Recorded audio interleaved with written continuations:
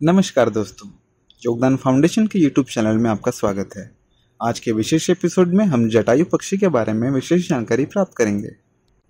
रामायण में जटायु को पक्षियों का राजा कहा गया है, लेकिन ये पता नहीं कि वास्तव में वो पक्षी था या मनुष्य। शायद वो गरुड़ों का राजा था।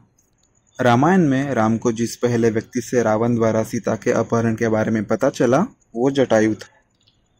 जटायु ही वह एकमात्र कड़ी थी जिससे रामायण का दूसरा भाग तैयार हुआ, और इसलिए जटायु के चरित्र को जानना बहुत महत्वपूर्ण है। विंटा नाम का एक पक्षी राजा था और उसका अरुण नाम का एक पुत्र था। अरुण के संपाति और जटायु नामक 2 पुत्र थे। संपाति जटायु का बड़ा भाई था। राम और जटायु की पहली मुलाकात तब हुई थी जब राम वनवास के लिए निकले थे, और इस समय दोनों ने एक दूसरे का हालचाल पूछा था। और एक दूसरे को जानने के बाद जटायु ने राम से यह भी कहा था कि तुम्हारे पिता दशरथ मेरे बहुत अच्छे मित्र हैं। जब राम को इस बात का एहसास हुआ तो उन्होंने जटायु से कहा कि हम पंचवटी के लिए जा रहे हैं, और यह भी कहा कि एक पिता की तरह तुम हमारा ख्याल रखना।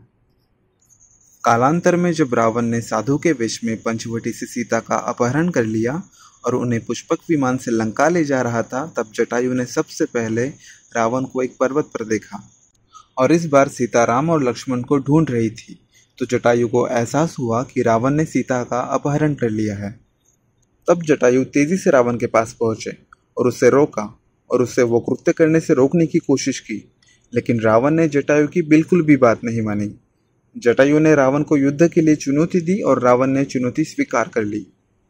इसके बाद जटायु और रावण में घमासान युद्ध हुआ, लेकिन दोनों के बीच काफी देर तक युद्ध चलने के बाद रावण ने जटायु के पंखों पर प्रहार कर उसे हरा दिया और उसके शरीर पर हथियार के प्रहार कर उसे गंभीर रूप से घायल कर दिया। इसके बाद काफी समय तक जटायु उसी पर्वत पर मरणासन्न अवस्था में पड़े रहे और राम की प्रतीक्षा कर रहे थे।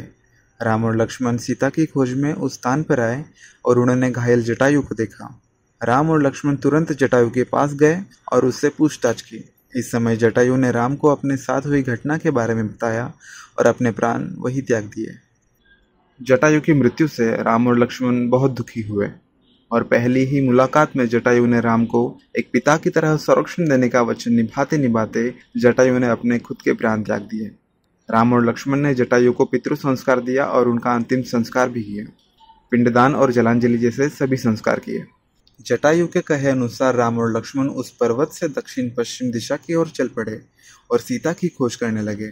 यूं कि जटायु को सबसे पहले पता चला कि रावण ने सीता का हरण किया है, इसलिए वह रामायण में बहुत महत्वपूर्ण है। बीड़ शहर में स्थित जटाशंकर मंदिर का सीधा संबंध रामायण से है, और इस संबंध को जोड़ने वाली काफी कथाएं प्रचलित है।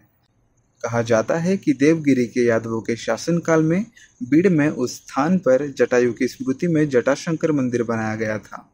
केरल के कोल्लम में जटायु नेचर पार्क एक प्रसिद्ध पर्यटन स्थल है। इस पार्क को बनाने में कुल मिलाकर 10 साल का समय लगा। इसमें जटायु की मूर्ति 150 फीट चौड़ी, 70 फीट ऊंची और 200 फीट लंबी है। ये जटायु की भारत की सबसे बड़ी मूर्तियों में से एक है और दुनिया में सबसे बड़ी पक्षी मूर्ति है। कथाओं के अनुसार स्थानिक लोगों का मानना यह है कि रावण द्वारा जटायु पक्षी के पंख काट दिए जाने के बाद वह चोदयामंगलम की पहाड़ी की चोटी पर आ गिरा था। इस पक्षी के बारे में विद्वानों के कई अलग अलग मतभेद भी है। तो दोस्तों, आपको ये जानकारी कैसी लगी हमें कमेंट करके ज़रूर बताइएगा। आइए फिर मिलते हैं ऐसी ही किसी नई जानकारी के साथ योगदान फाउंडेशन के यूट्यूब चैनल पर।